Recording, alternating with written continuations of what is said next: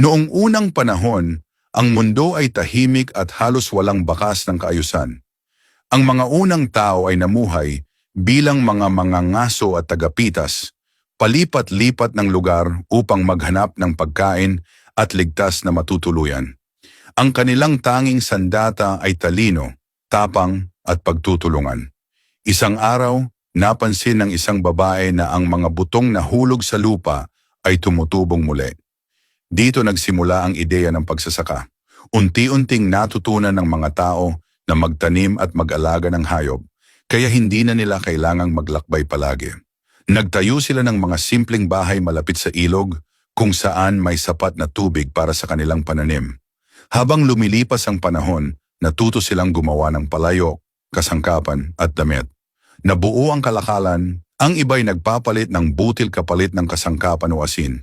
Dahil sa pangangailangang magkaunawaan, umusbong ang wika at kalaunan ay ang pagsusulat upang maitala ang batas, kwento at kaalaman. Mula sa maliliit na pamayanan, naging mga lungsod ang kanilang tirahan. Nagkaroon ng mga pinuno, inhinyero at mga eskolar. Itinayo nila ang mga kalsada, templo at paaralan. Sa bawat imbensyon at pagtuklas, mas lalo nilang nahuhubog ang mundong ginagalawan.